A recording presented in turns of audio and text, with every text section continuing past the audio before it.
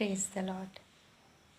भजन संहिता उसका पहला अध्याय और उसके पहले पद में लिखा हुआ है, धन्य है वह पुरुष जो दुष्टों की युक्ति पर नहीं चलता, जो पापियों के मार्ग में खड़ा नहीं होता और न ठट्ठा करने वालों की मंडली में बैठता है।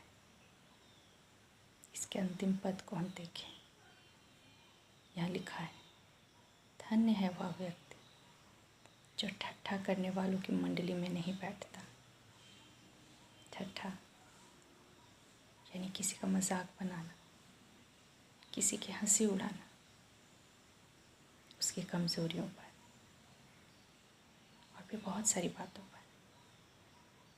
आज हम देखते हैं हमारे चारों ओर ऐसे लोगों को,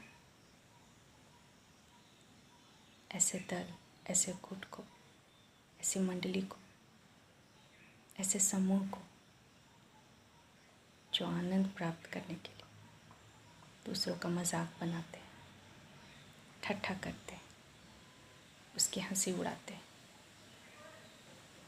कभी उसके रंग को लेकर, कभी उसके हाइट को लेकर, कभी उसकी स्थिति को लेकर, या जिन भी बातों से होकर वो गुजर रहा है उन्हें लेकर। परमेश्वर के वचन में इस बात को कहा गया है कि हम ऐसी मंडलियों का हिस्सा ना बने जहाँ लोगों को नीचा दिखाया जाता हो, जहाँ दूसरे की स्थिति का, उसकी परिस्थिति का, उसके रंग रूप का या उसकी आर्थिक स्थिति का मजाक उड़ाया जाए। आज इसे गलत नहीं समझा जाता और कभी न कभी हम भी ऐसी मंडली का हिस्सा बन जाते हैं जहाँ किसी का ठट्ठा उड़ाया जा रहा, किसी के विषय को लेकर हंसी मजाक किया जा रहा, बिना यह सोचे कि यदि यही बातें मेरे लिए की जाए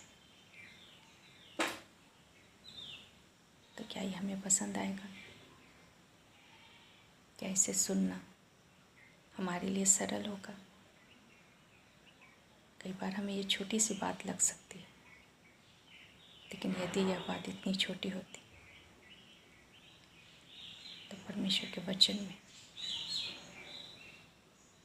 इन बातों का जिक्र नहीं होता। हम थोड़ी देर के लिए सोचें, क्या हमारे अंदर की खुशी, हमारा आनंद खत्म हो चुका है, जो उसे प्राप्त करने के लिए हम दूसरों की हंसी उड़ाते हैं, दूसरे का मजाक बनाते हैं और उस पर खूब ठहाके लगाते हैं कि हम अंदर से इतने खोखले हो गए हैं कि हमें खुश होने के लिए, हंसने के लिए ऐसा करना आवश्यक है।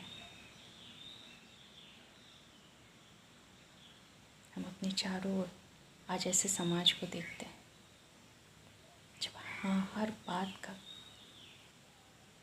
हर एक रिश्ते का मजाक बनाया जाता है, चाहे पति पत्नी का रिश्ता हो या साथ में काम करने वाले सहकर्मी का रिश्ता हो, टीचर स्टूडेंट का रिश्ता हो। हर एक बातों हम हंसी मजाक को देखते हैं। सोशल मीडिया में भी इस बातों को लोग बढ़ा चढ़ा कर इसमें हिस्सा लेते हैं, बिना ये सोचे कि जिनके विषय में हम ऐसी बातें करते हैं, बिना उनके बारे में अच्छी प्रकार से जाने हम नहीं जानते कि कौन व्यक्ति किन स्थितियों से होकर गुजर रहा है।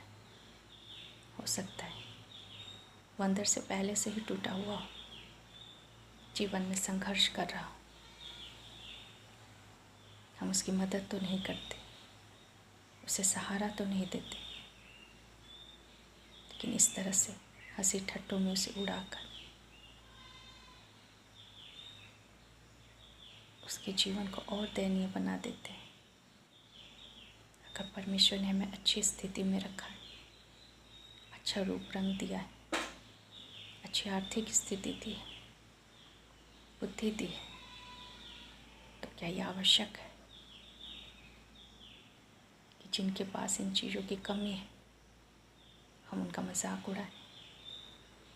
किसी की गरीबी का, कोई व्यक्ति गरीब है तो क्या हमें हक हो जाता है उसका मजाक बनाने का, बिना ये सोचे कि यदि उसकी जगह हम हों और हमारे लोग हंसी करें तो हम पर क्या बीतेगी। कई बार हम किसी के व्यक्तिगत जीवन के अंदर घुस जाते हैं, उनके पारिवारिक रिश्तों के लिए, उनके व्यक्तिगत रिश्तों के बारे में बातें बनाते हैं, हंसी ठिठोली करते हैं, लेकिन कौन व्यक्ति किन बातों से होकर गुजर रहा है ये हम नहीं जानते। कोई व्यक्ति जो पहले से अकेला हो, निराश हो, जीवन की कठिन परिस्थिति से होकर गुजर रहा हो, उसे सहारा देने के बजाय, उसकी हिम्मत बनने के बजाय हम उसे मजाक का विषय बना देते हैं। हम अपनी खुशी ढूंढते हैं दूसरों की तकलीफ में। थोड़ा रुक कर सोचें,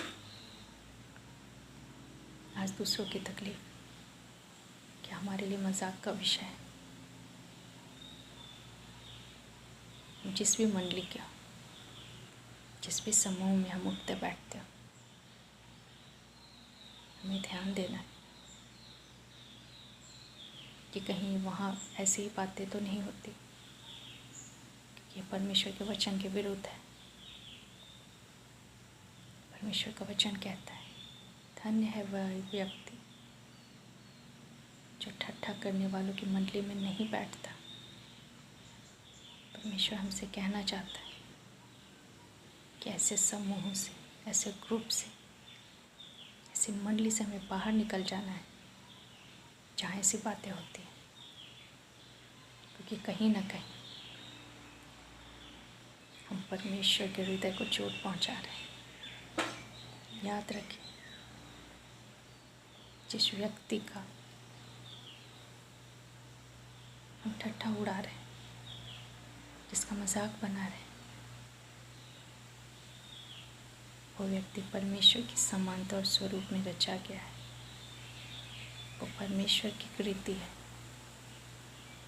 परमेश्वर की संतान है। हम उसका मजाक उड़ा रहे हैं, हम उसके बारे में बातें बना रहे हैं। हमें हक नहीं किसी दूसरों के बारे में ऐसी छोटी बातें करने का। यदि हमारे प्रियों के लिए, हमारे बच्चों के विषय, हमारे परिवार के लिए यदि हम ऐसी बातें करते सुने तो ये बहुत कठिन होगा हमारे लिए। और वही बातें हम दूसरों के साथ कितनी सरलता से कर लेते हैं। कई बार हमें ये बहुत छोटी बात लगती है, लेकिन हम ध्यान दें हमारा मन आज कैसा हो गया है। किसी व्यक्ति को हम कितना छोटा समझने लगते हैं,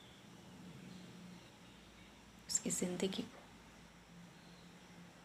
उसके व्यक्तिगत जीवन को हम सार्वजनिक कर देते हैं।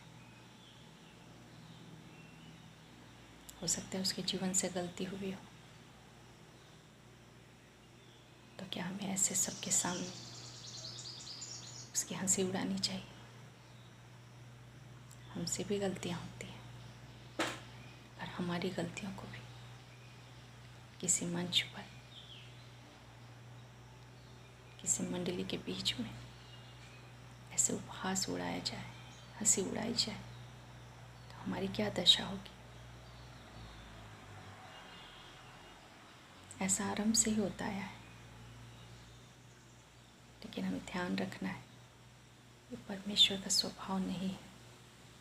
परमेश्वर कभी किसी के ऊपर नहीं हंसता, चाहे वो कितना भी दरिद्र हो, अपाहिज हो, असहाय हो।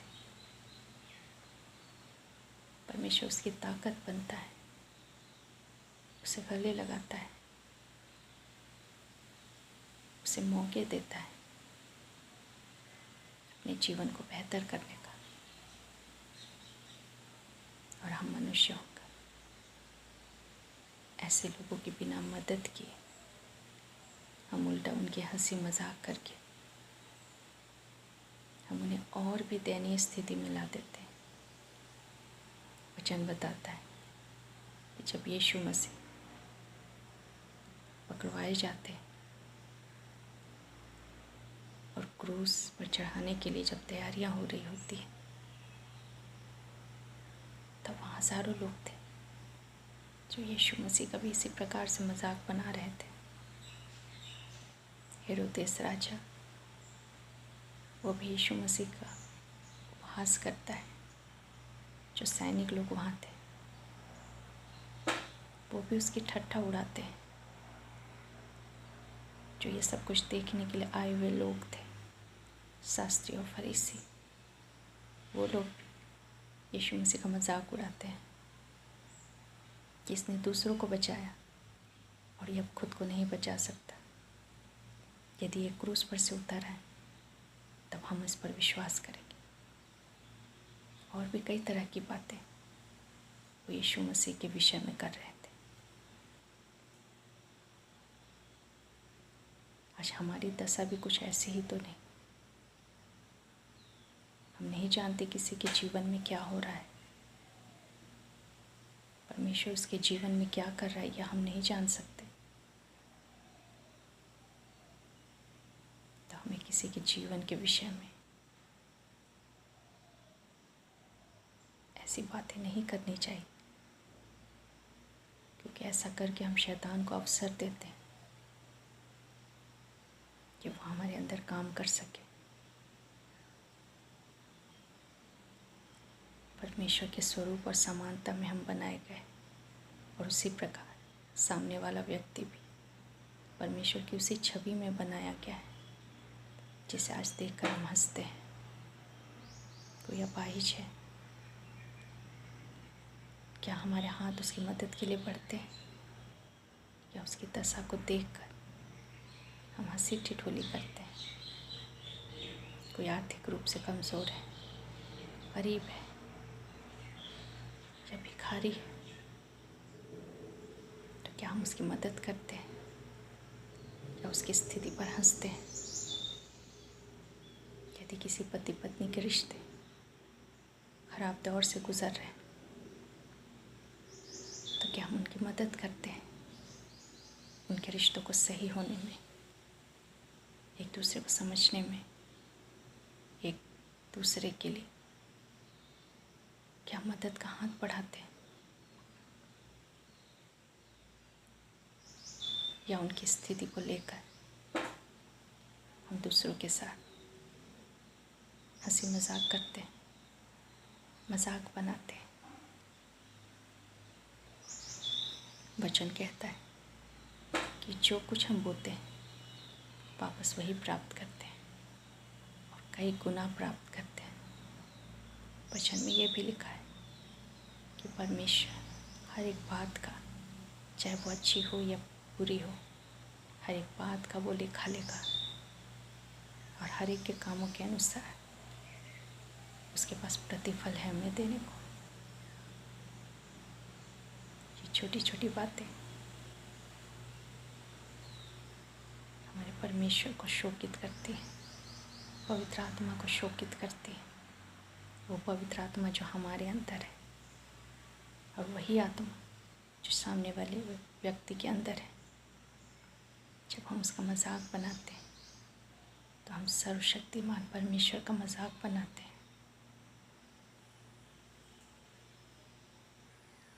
यदि एक माता पिता के सामने उसके बच्चे का मजाक बनाया जाए, तो असल में हम उसके माता पिता का मजाक उड़ा रहे हैं।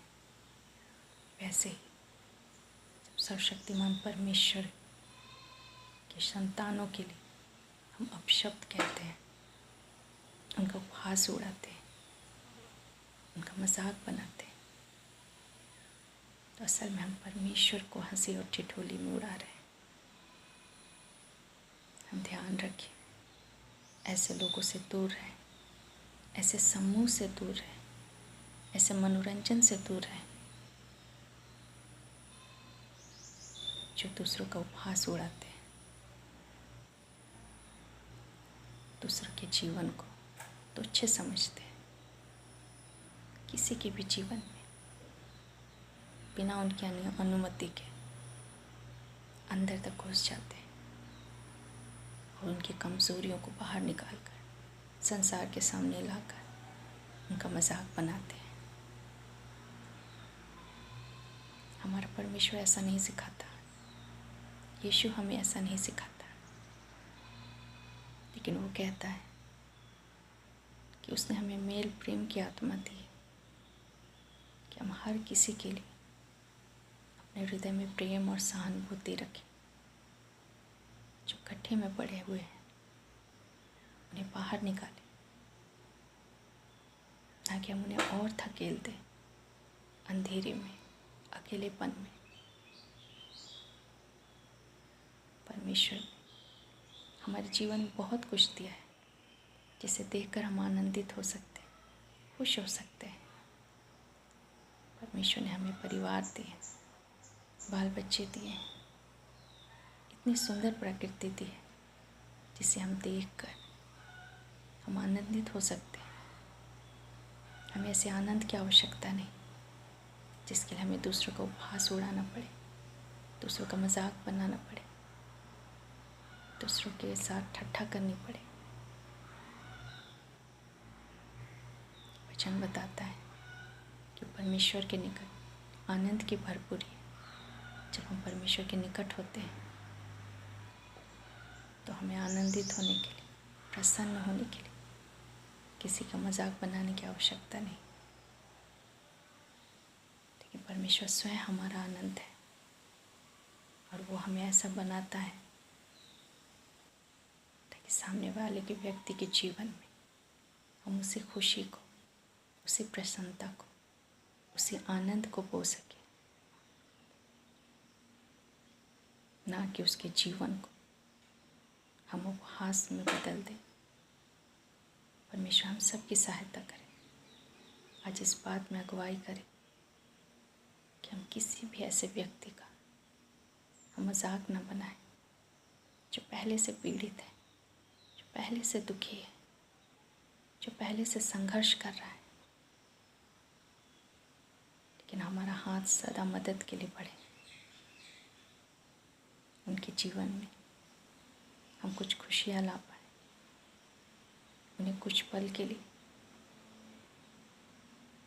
अपना साथ, अपना स्नेह दे पाए, ताकि उसे हिम्मत मिले उसे बाहर आने के लिए। परमेश्वर ने हमें ज्योति ठहराया है, हम ज्योति के समान चमके, अंधेरे के काम ना करें, ये काम जो परमेश्वर को पसंद नहीं, उनसे दूर रहे। तभी परमेश्वर का वचन कहता है, धन है वह व्यक्ति जो ठट्ठा करने वालों की मंडली में नहीं बैठता। हमें नहीं बैठना है ऐसी मंडली में जहाँ लोगों का मजाक बनाया जाता है, लेकिन हमें ऐसी मंडली ढूंढनी है जहाँ परमेश्वर का वचन हो, परमेश्वर का आनंद हो, परमेश्वर की उपस्थिति हो। परमेश्वर इस वचन के द्वारा हम सबों को बहुत से आशीष दे। धन्यवाद।